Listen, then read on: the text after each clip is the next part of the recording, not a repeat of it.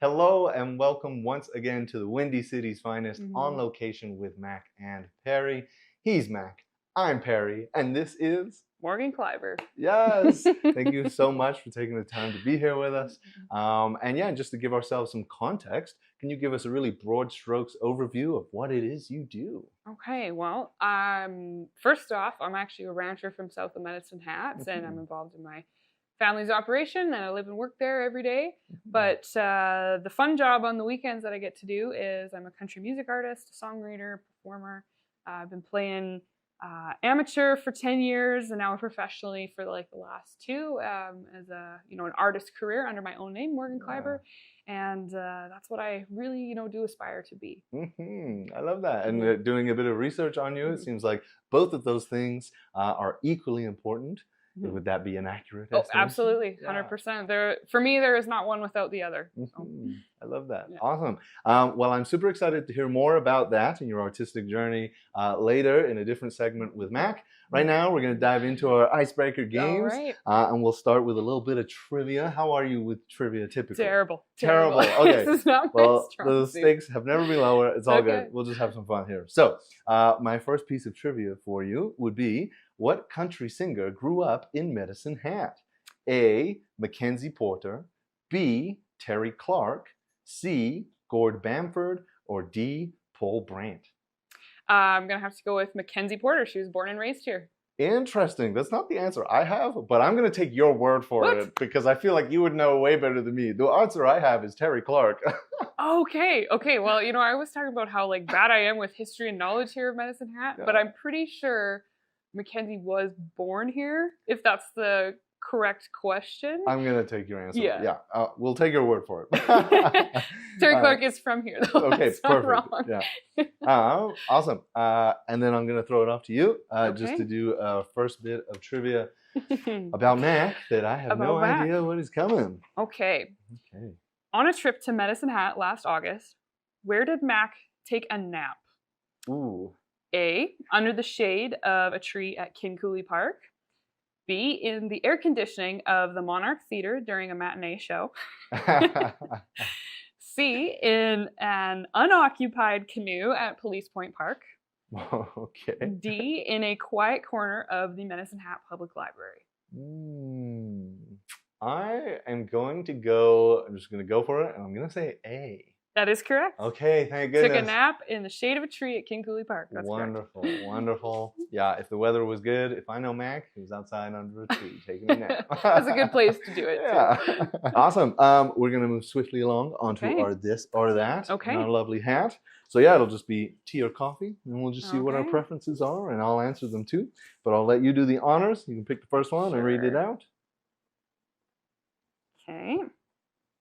Ooh, fly or drive? Ooh, fly or drive? I would go with fly, just because it brings back visiting home in the UK and just when I've only actually been back once, and when I went back, I teared up on the tarmac. When we landed, I was like, oh my gosh, I'm home.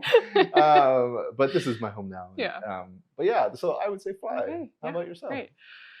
This is a tough one. I do a lot of driving, way more than the normal average person does, but I love it. I'm pretty content to be a passenger and stare out the window and let my thoughts drift off. However, flying has taken me way cooler places, so a little bit of a toss-up. I think if I got to pick one, I'm pretty happy behind the wheel. Awesome. We'll move swiftly along to our tumbling towers here. Okay. Each brick corresponds to a question, and just a quick recap, you can't pick any of the top three, and it's only fallen once. So I'll let, knock on wood. So I'll let you go first. And Oh, okay. That one was nice. Oh, you got it. This has never been 34. 34. What's one talent that you wish you had?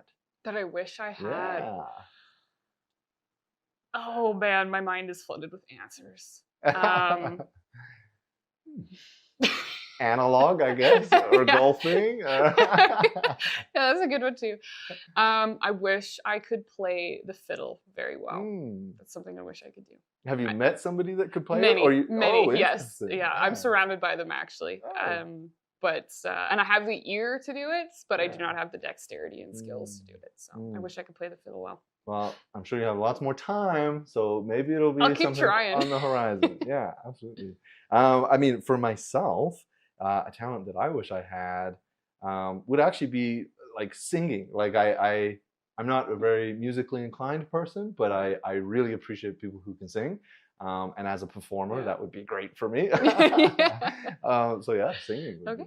Yeah. Very flattering. Thank you. Well, that is all our games. And I think that is all the time we have for this segment. Thank you so much. It's been wonderful getting to know you. And I'm so excited to hear about your artistic journey in the next segment with Mac. This has been the Windy City's Finest, On Location with Mac and Perry. He's Mac, I'm Perry, and this is Morgan Klaiber. We'll be right back. Welcome to Windy City's Finest, On Location with Mac and Perry. I'm Mac. He's Perry, and this is Morgan Klaiber. Yeah, so I really enjoyed your section with Perry, playing some games and getting to know you a bit. But I'm more curious, of course, about your music. That's what I'm here to learn about. Awesome. Yeah. So I'm really curious about your musical journey and kind of where you started and where you're going and all that good stuff. So yeah. I mean, maybe just tell me. I know you said it kind of at the beginning, at the very top with Perry, but tell me a little about your music.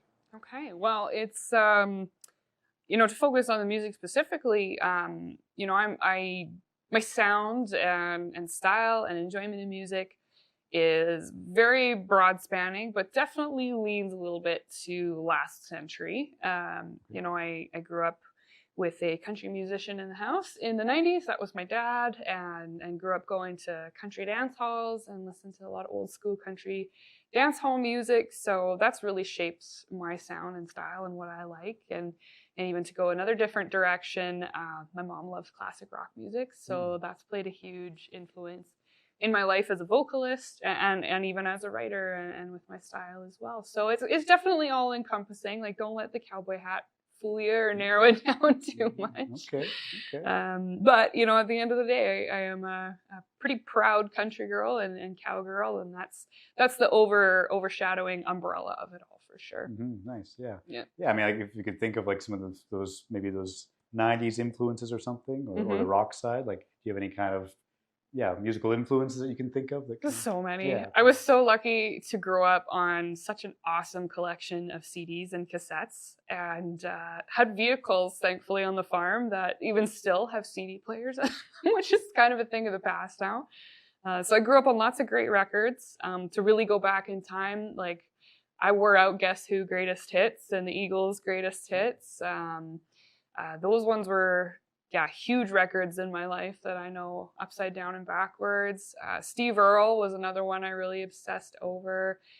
Patsy Cline taught me to sing. I listened to her greatest hits album. Still studying it. Terry Clark. That one's a little bit of an obvious one.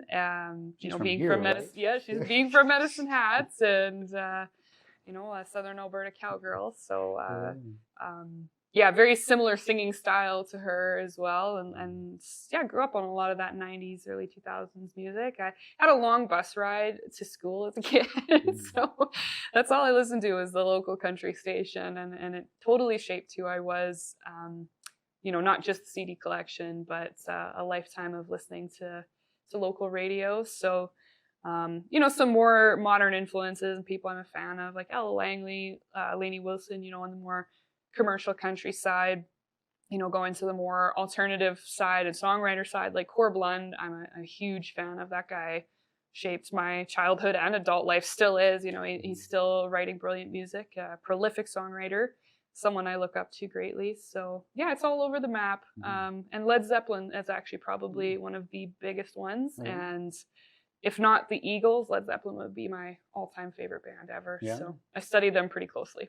Why are they your favorite band? Everything about them. He's one of the greatest vocalists around. I used to cover a few Led Zeppelin songs in my rock band days. It's kind of a COVID project, but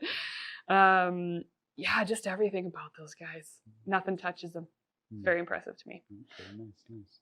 Yeah, and so I guess you're listening to music. You mentioned briefly that your dad's a country musician as well. I guess what led to you like starting to play music when you were younger, I assume? Right? Yeah, definitely. Came by it honestly. fortunately for me, I was kind of one of those kids just born with no fear of like speaking or singing in public. And I think that has a lot to do with obviously the example that my dad was putting, because literally my whole life I've watched this guy get up in public and sing to people and captivate people and story tell and, you know, bring joy, bring tears, whatever it is. And from a pretty young age, like one of my earliest memories of actually singing in public with my dad, like I've sang along to the radio. And so is my dad. Like my poor family, every time we're in a car together, they just got to sit and listen to the guys sing. And so that's just what I always did. But my earliest memory of singing with them, just as like a little kid, we're sitting around a fire, you know, the adults were having a bit of a party and whatever. And I just snuck up and kind of sat beside him and quietly started singing along. And, you know, he did skip a beat.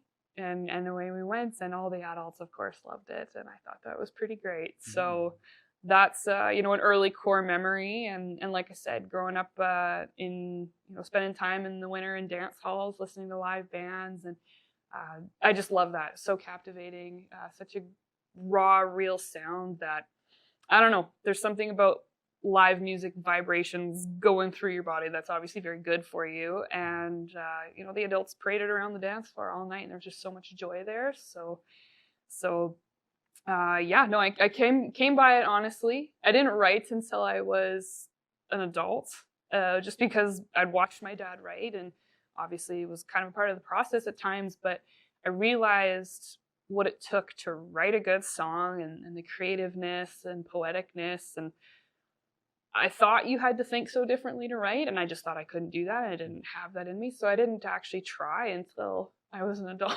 which is kind of weird because people assume, oh, your dad wrote songs, so you must have. But it actually scared me from ever trying for a really long time. But I've sang with my dad my whole life. I started singing harmonies with him at acoustic shows and playing weddings and funerals, those type of gigs when I was 10 years old. And by the time I was 19, started playing in a full-time band with him again. He got fired up with that, and that's where, you know, I got to cut my teeth playing, you know, professional or semi-professional gigs alongside him, and really learn the ropes as a backup vocalist and acoustic player, and eventually went on to start my own cover projects, and then my own project as an actual artist. Mm-hmm. I'm not going to sit here and claim that I'm any kind of a poet by any means. I still don't really believe that, but you don't have to fit into a box or be at a certain level to contribute to your artistic self, and definitely, you know, as well to the artistic community. I think all art is really valuable no matter what level you're at. Mm-hmm. Yeah, no, absolutely. Yeah, I think I agree. And I feel like, yeah, it's quality over quantity, probably, right? Totally. And if you're speaking from your heart, if you're writing about those experiences, then it's fine. If you write a few songs a year or 100, doesn't matter, I think.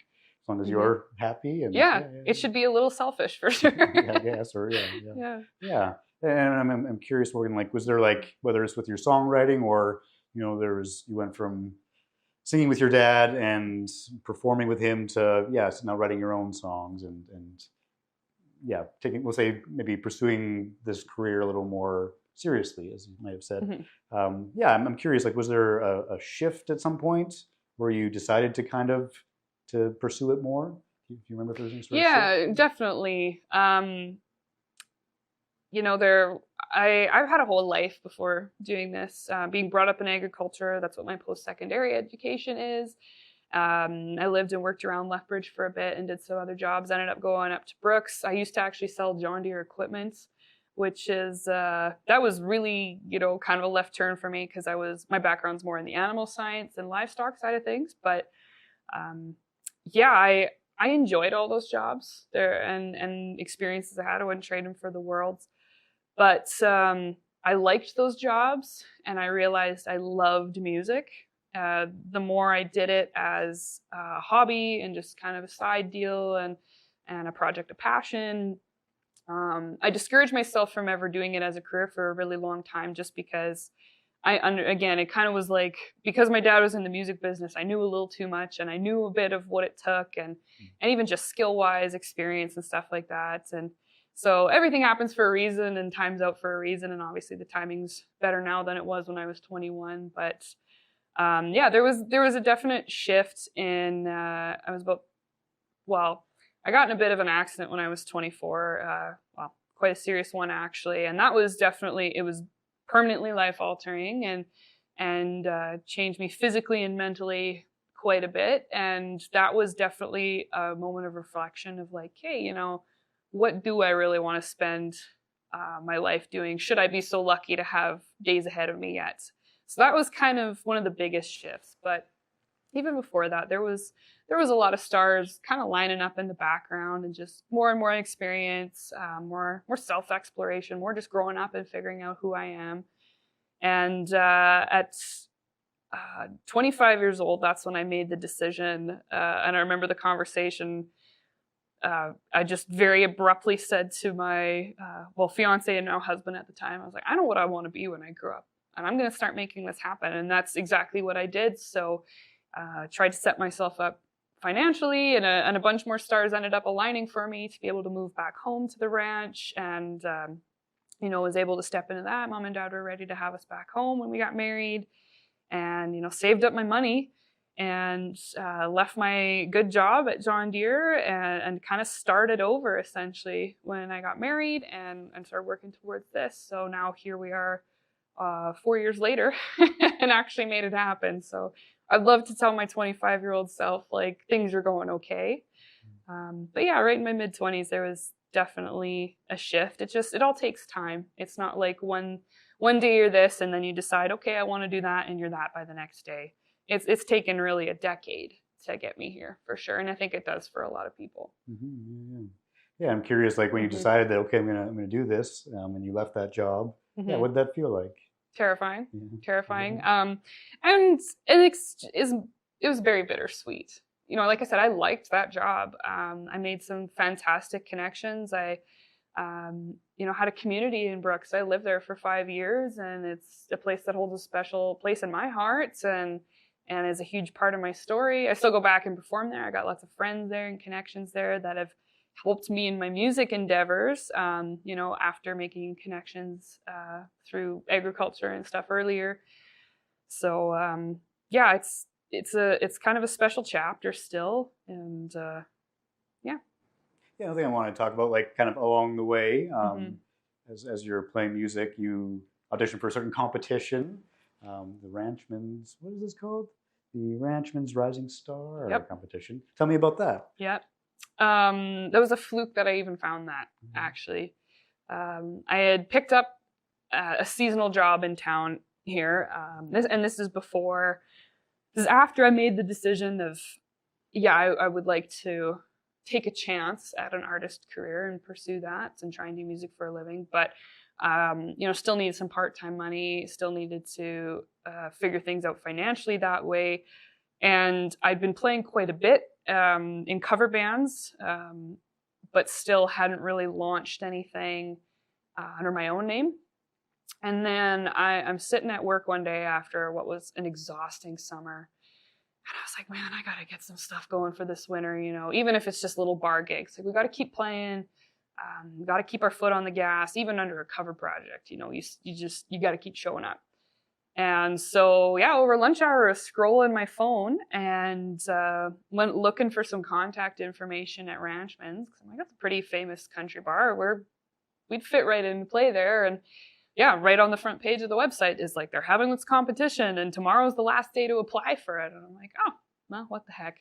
And you know, there's enough of those around, and over like the years, I'd applied for some of them, but I never heard back from any of them. So I wasn't expecting anything.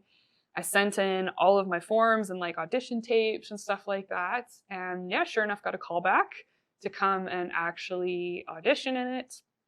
Went there. I spent the whole day and I watched every single audition. And I came home, and of course my bandmates were all phoning me, how did it go, and family and stuff. And I'm like, yeah, I'd be surprised if I got a call back. Like, there's very talented people in it. And you know, I went and sang a cover song. A lot of people went up and sang original stuff, and like, I just had no idea what to do because I'd never actually got that far before. So yeah, my expectations were low, but yeah, got a call back.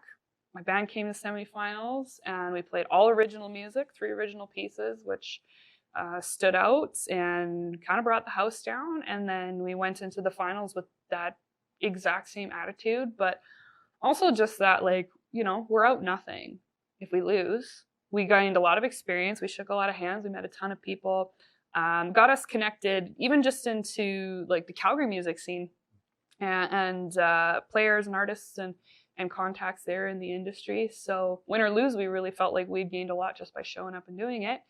And then, yeah, by some miracle, won, brought it home to Medicine Hat. So that the win opened a lot of doors, and obviously came with a little bit of notoriety. And it was a great launch for me, for under my name. It was kind of the first thing that put my name out there as an artist. And, you know, I'd been writing for a few years up until this point, so I was definitely ready to launch, and this was kind of the opportunity to do it. Yeah, no, that's a great experience. Absolutely, yeah. And I know, like, when I looked into this competition, like, I was surprised at like the prizes as well, right? Like main stage performance, you get a recording studio session. Yep. Yeah, tell me a bit about that. Tell me about the main stage performance. How was that? Yeah, incredible. An experience of a lifetime, especially for someone who is, you know, I've played some bigger stages before and been involved in a few bigger, like, Southern Alberta events. I mean, this takes the cake by a long shot in terms of stage size and crowd and just event size in general, and the type of show that it is. You know, I'm queen of the bar. I can play 4 sets until 2 in the morning and stuff. But to start getting into a position as an artist where you're designing very specific sets, it's about your work, it's about your story, and how you want to brand yourself and entertain people and bring joy and emotion to people. So I had to start thinking about what the live performances look like very differently. And obviously Country Thunder we had to step up. You know, we had to look like, I went in there and I told the band this, I was like, we're going there and we're showing up looking like we've been doing this for 10 years. Because we've actually at that point had been doing it a year together. Yeah. So as, you know, talented as we all were and close knit as we all were, that obviously put us ahead a few years too. But, you know, we wanted to show like we can play on the big kid playgrounds. And I think we did. I really do. That's kind of, I compared it like to the Disneyland for musicians. You know, you can't not be happy and having a good time when you're there. You've dreamed about seeing this view from a stage and what this is like. And, yeah, it was just a very cool day, and, you know, got to see what the backstage life is like. Got to learn a lot about like high level production in that sense, and what's required of us as a band, and just seeing how that all operates. So very eye opening. It's a great study, and hopefully I get to see that stage again someday. You said like being part of that Rising Star competition, winning, you know, really opened some doors for you and things. Do you want to talk more about that? Yeah, totally. I mean, if there's any artists out there listening, I would encourage you to do it and just apply, because even on the very first audition day, you know, I can't even remember how many people all go up and sing a song that day, and just got to see who's who and meet those people, and actually made some friends there just out of that experience alone, let alone having kept moving forward and then starting to shake the hands of some industry people, you know, recording studio owners, radio people, and agents, managers, so on and so forth. So yeah, it was very eye-opening as someone who's just played in the countryside of Alberta. I mean that like physically, literally in the small towns and bars in the countryside of Alberta, where there's a lot of musicians and players and bands, but there's not industry. So yeah, that opportunity really opened my eyes to it and just got me connected with some great people and people I call friends now. So I can't encourage people enough to just go out and be a part of it, win or lose, because everybody kind of comes out a winner anyways. And you never know, you might just win. Like I didn't believe that I was going to be the one to win it, and we brought it home to Medicine Hat. So crazy things happen sometimes. Right. Yeah. That's great. Yeah. That makes me think of another question. It's mostly connected. Something I'm always curious about, like talking with artists. You know, you can talk about songwriting, you can talk about performing, but that other side of like, what other skills do you need to promote yourself, other things? I'm curious if there's a certain skill you've had to work on as a professional musician that's not your music to be a professional musician. Yeah, you have to learn to wear every hat, which has been it's a struggle for sure. It's another reason why I'm kind of glad, like, yeah, I lived a whole life and had, I guess, some professional skills from other jobs and experiences that helped set me up for success, you know, especially compared to some kids that are just 18, 19, 20 years old. Yeah, young adults that, you know, they may be super talented. They may be lovely people, but they're green, you know. So I came into it slightly more mature, not a lot, but, you know, a little different set of skills. But yeah, the business side of things has been very eye-opening. You have to wear every hat, from being a social media expert, content creator, filmer, editor. Yeah, I feel like it's just so hard to balance, and especially if you're ranching as well. We are running out of time here, but I'm just curious, like, that role as promoter and all those things, like, does that come naturally to you? I wouldn't say so, no. But, you know, I've survived and got by for sure. And a lot of it is just shaking hands when you're in places. It's still a very who you know, word of mouth business. Even if maybe you are a TikTok star, but like, if you're showing up to gigs, you're showing up to events and stuff like that, you're going out there as a live performer and doing your job. People are going to come up and shake your hand and talk to you, and you never know who's watching. So as I kind of said earlier, you know, one gig should hopefully turn into one more gig, if not more. And that comes from the networking side after the gig and before the gig, when you're exhausted or you're trying to mentally prep and focus for the show you're about to have. But you got to put that time in.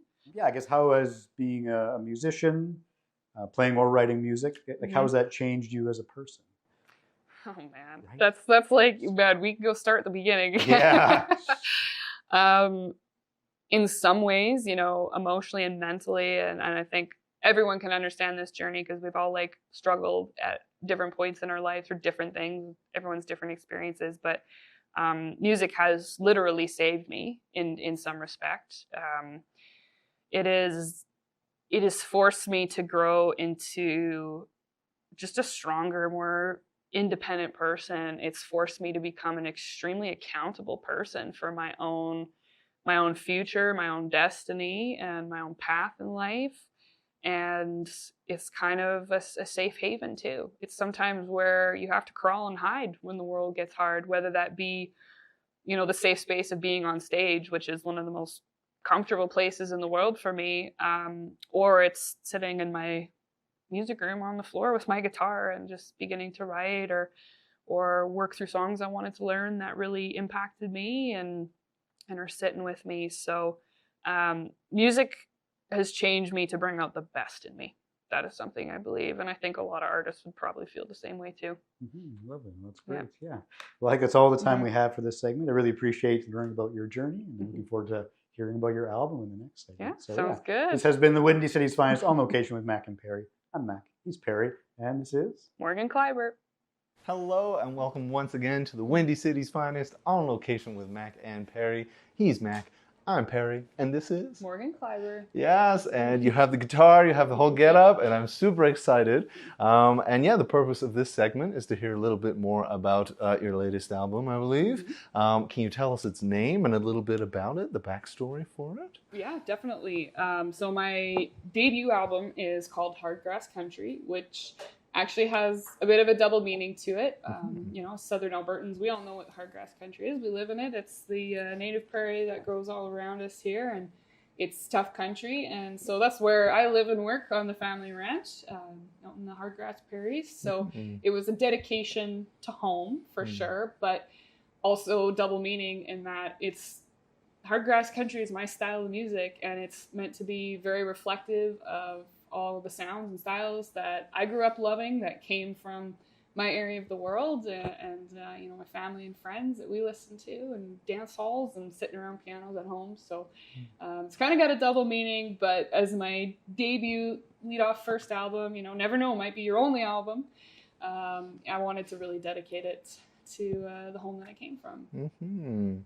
And what can you tell me about that process? Like, do you feel like you really captured like parts of your childhood in it, or is it kind of like a new beginning for you that you're capturing, but is a homage to home and Yeah, the sounds and styles musically really are. The stories are all over the place, and even in the sounds and styles, I went into this project wanting to create an all-encompassing but still very broad spectrum compilation of songs. So there's no two that sound the same, even remotely close. That was by design. And yeah, I wanted it to be not, reflective of a specific time period in my life. Like a lot of artists are like, oh, this album was very sad because of what I was going through this time, or it was very focused on this. And it's the writing and creation of it ends up being very like time period focused. This is like hopefully a reflection of kind of my whole life's journey up into this point. And honestly, that could be 100 songs, and I had to narrow it to 10. But right. Yeah, it was the song choices. I had a lot to choose from between my own writing, a few offers from other Nashville Canadian songwriters, and my dad's a songwriter, so I got a whole chest full of great cowboy western tunes to choose from there as well. But I wanted to pick things that were very, very all-encompassing and very unique. So I think that's what I accomplished with it. Yeah, no, amazing. And I'm a little bit curious, like as far as like your dad's like influence goes, like has your dad been very much like do your own thing, or like you can use this, use this? What's that relationship been like for you? Yeah, he's as supportive as a parent could be, because I don't think well, I'll tell you the story of when I told him one day, we're such weirdos. My parents got each other like really nice mountain bikes for Christmas one year, and it was like 15 degrees Christmas Day a few years back. And so me and Dad are like, let's go take these out for a spin. And we pedaled for miles down our gravel road. It was such a beautiful day. And for some reason, when we stopped, I just finally decided to tell him, I'm like, Dad, I know what I want to be when I grow up and what I want to do, and this is what's happening. He looked at me just with like the most fear in his eyes, because he's been through this, and got on his bike and pedaled away. And I thought, you know what, that went really well, actually. Oh, interesting. So a lot to digest as a parent, because you don't want your kid to struggle, and you know how hard of a road this is, and there's no guarantees. My parents worked very hard in their life and chose very risky businesses to be in, between ranching and agriculture and music. So they're not strangers to this. But all that being said, very supportive. My dad's not the hands-on dad, but he's still happy to be involved in it any way, shape, or part. And definitely, I'm very familiar with his song collection, and we send songs back and forth and kind of help edit and write too. So. No, I chose to cut one of his songs and chose to have him and my brother actually sing on that specific track. And it's pretty cool. Pretty cool to have that. But he was very much, after I told him that, he was like, you got to figure it out then. Right. I can't. And people assume because he's been in the music business that, he would be this wealth of knowledge or experience or connections and stuff. He stepped so far back from it, and it was just in such a different time period where we're in the digital era. He was back in the 90s when you had to mail your CD to every radio station in Canada to be hopefully played. Right. So when it comes to distribution and marketing and networking, he's as lost as I am. So we're kind of learning together, actually. I understand we're going to be hearing one of Mac's favorite songs from the album. What's the title? And then I'll kind of pass it off to you whenever you're ready to give it a shot there. Well, today I'm going to play Wilder Horses. It's one of my favorite songs I've ever written. For a number of reasons, and there was so much inspiration from so many different things that went into this song. My best friend's dad is an extremely accomplished, iconic rodeo cowboy that lived a very interesting life. I thought a lot about him and his journey and struggles on the rodeo trail back in the day. One of my best friends who actually passed away, she has a song dedicated to her. It's the last song on the album. But her younger sister and I have stayed friends, and she rides ranch broncs like she's a total badass. And we keep in touch. I thought a lot about her, and also just about my own journey with horses. And there's, in the second verse, obviously I mentioned a horse named Cody in there that I spent 15 years of my life with. That was a pretty special creature. You know, I did a little bit of rodeoing on him too, and he shaped a very significant part of my life and taught me a lot of character for somebody that couldn't talk. So it draws inspiration from many places, and I've always kind of, as fun as it is to lean into very complex songs that maybe you only understand, there's also an art to being like an Alan Jackson style writer of saying the most with the least. And I wanted that for this song to be, you know, left nothing up to guessing. And this was one of the first writes that I had done on a very late cold January evening where I felt like I accomplished that. So I'm going to play Wilder Horses for you. And this is track 4 on the album. And hopefully for all the country rodeo people out there, horse lovers, adrenaline junkies, whatever you are, that this resonates with you.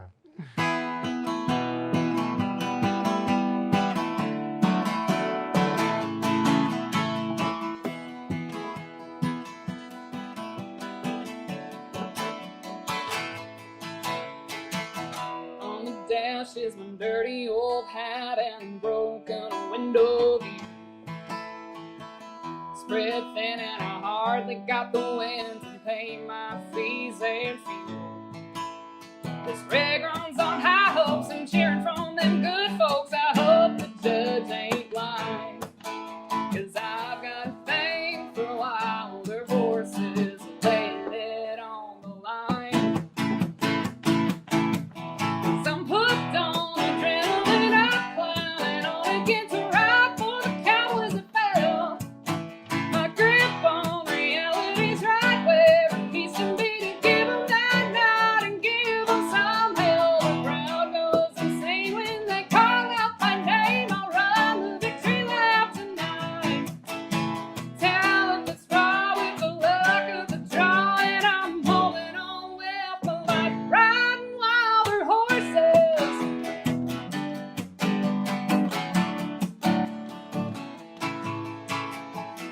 Top 10 to make it back again. I need a fast horse to get me the spot.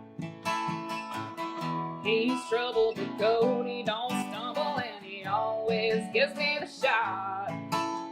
This lifestyle, it hurts me, my mama, it worries, but Doc won't give me the clear, 'cause he hasn't seen the view that I have when I walk between the horse's ears. 'Cause I'm hooked on adrenaline, I'm climbing on against a ride for the cowboys that fell. My grip on reality's right where it needs to be to give them that night and give them some hell. The crowd goes insane when they call out my name. It's 10,001 tonight. Talent that's raw with the luck of the draw, and I'm holding on with my life, riding wilder horses.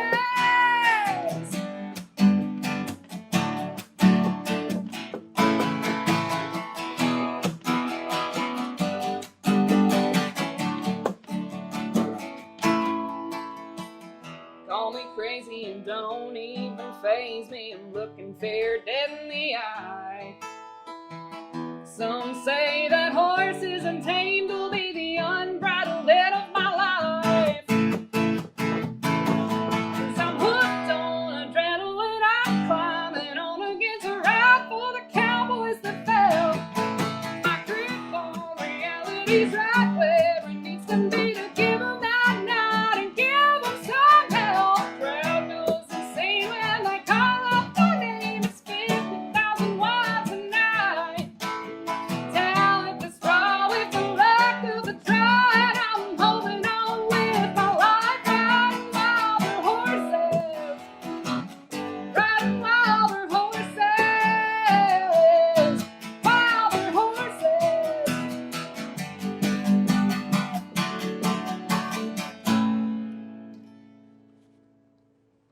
Oh my gosh, wow.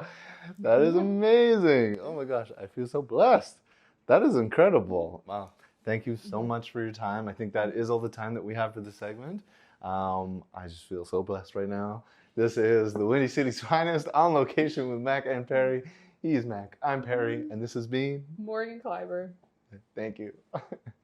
It's Mac and Perry in the place. Da-na-na-na. Mac and Perry. Go live to create. Da-na-na-na. Mac and Perry invite you to stay.